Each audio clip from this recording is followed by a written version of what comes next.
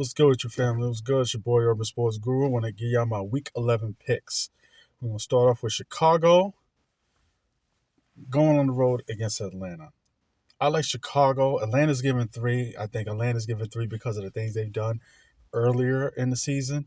Yes, they still got a creative running game with Cordell Patterson, good targets with the tight end and the rookie London on the outside. However, Marcus Mariota is having a hard time getting them the football, and it's starting to look like they're going to end up starting the younger quarterback instead of him.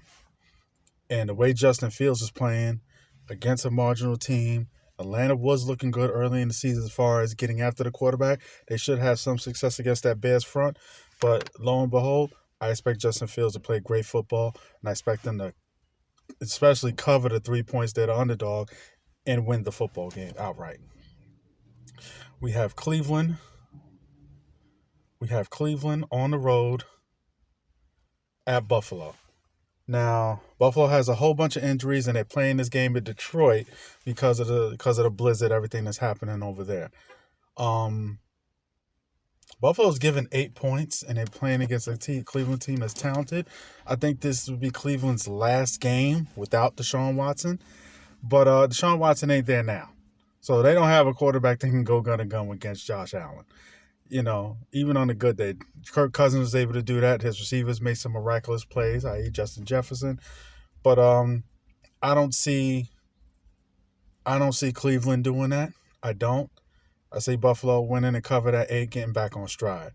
We got Philly on the road against Indy. Philly finally got that loss out of the way. They don't have to worry about it no more. No more talks about an undefeated season. They can just get back to playing football and shoring up the things that they're doing wrong. First and foremost, they need to get back to running the football with that creative running game, using Jalen Hurts in that. They need to get to stopping the run. They went and signed a couple of D tackles. Not going to be much of a help this week, but it's staying in their gaps. I mean, you still got Fletcher Cox, who's not washed. Hargrave, good linebacker core. Stop the run. You stop the run on Indy, you win. Stop the run. The spread is 7. I don't expect them to cover that 7. Philly ain't been covering, and they ain't going to cover. I expect Indy to cover, but Philly to win. We got the Jets coming off a bye. We got New England coming off a bye. New England has beaten them 13 times in a row and should have lost the last time if not for the Jets' young quarterback throwing some really, really stupid interceptions. I don't think he'll be making those kind of glaring, boneheaded mistakes like he did last time. I don't see that. However, I don't see those kind of mistakes getting made. However, I do see him making some mistakes. I do see him not being as effective when Bill Belichick has 2 weeks to prepare for a young quarterback. I like Bill Belichick at home. I'm taking New England.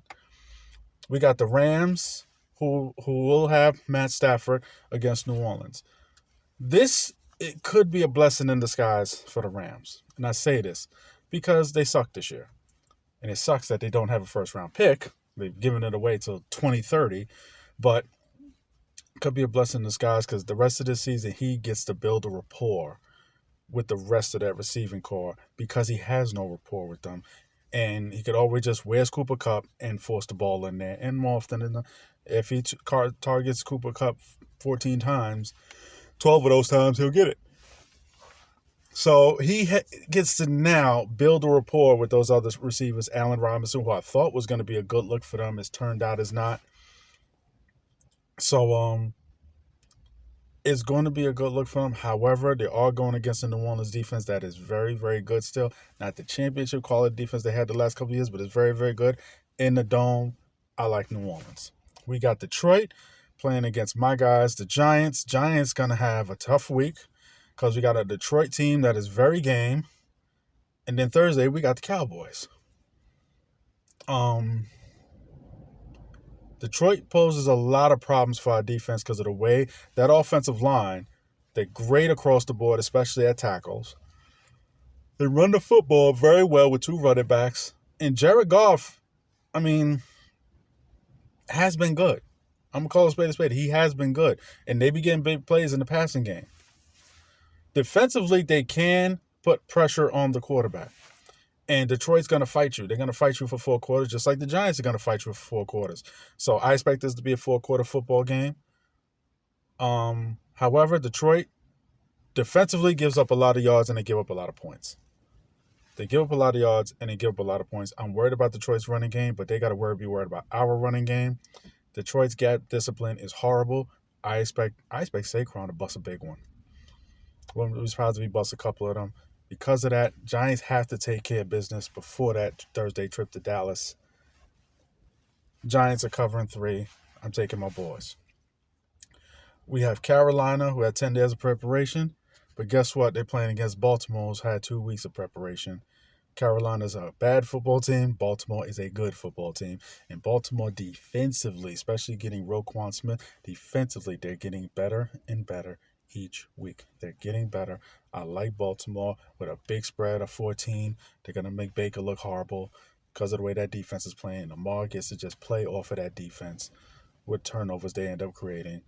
I like Baltimore big. Washington is on the road against Houston. Houston is involved in every single game. Washington is playing really good football lately. The only thing that's going to keep this the reason why this football game is going to be close because Houston keeps every game close. The only thing is going to, and they get Chase Young back. That's going to help them. But if Taylor Heineke cannot turn the ball over, Houston, if Taylor Heineke cannot turn the ball over, Washington will win this game. We have the Raiders on the road against Denver. This is just what the doctor ordered for the Broncos. You get to play the sorry-ass Raiders who are finding ways to lose. Way too talented for this, but they are finding and creating ways to lose. They're looking sorry and sorry each week, and I don't understand why they're looking so sorry when you have an accomplished offensive mind at head coach. Clearly, there's a lot of players on that team that don't want to play for him. I mean, defensively, where are these guys? I mean, I thought Chandler Jones was going to come there and be a real good look. It hasn't been that. It really hasn't. Raiders are in complete disarray. For that, I'm taking the Broncos. We got Dallas on the road against Minnesota. Dallas has had success going up to Minnesota recently. Even with their backup quarterback, they've had success going up to Minnesota. But here's where the conundrum is going to come into play.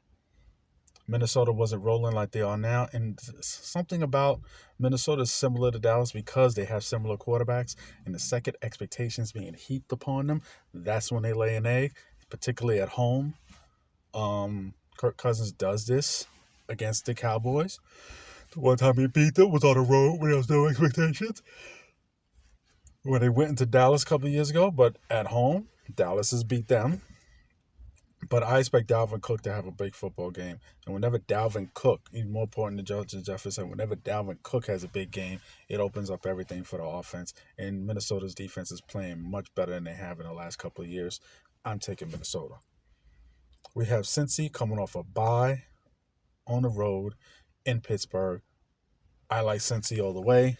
Pittsburgh took care of business last week coming off a bye, but that was last week. Now you're playing against Cincy and all the aerial artillery they got to come at you. Joe Mixon's running the football very well. I expect them to keep capitalizing on that. I like Pittsburgh. KC is on the road against the Chargers. Chargers have so many injuries, and I just don't have the faith that Justin Herbert can really do it like that. I simply just don't. And because I don't have that faith, I'm rolling with KC. Because this would be a game that last year KC went in there and they lost. But this ain't last year's Chargers team. And KC, and in some ways, they're better. They're better than last year because they're finding other ways to matriculate the ball down the field. Then we got the Niners on the road against Arizona. Don't know yet if Kyler Murray's going to play, but I think it's going to be a game-time decision. However, whatever, doesn't matter. I'm still rolling with San Fran because I like the way their offense is going right now. The defense has been a mainstay all year. I don't think Arizona's going to get much on against that defense. And those are my picks. Hit the like, hit the subscribe. Let me know what you think. Let me know what you feel. Talk to me. It's your boy, Urban Sports Guru. I'm out. Salute.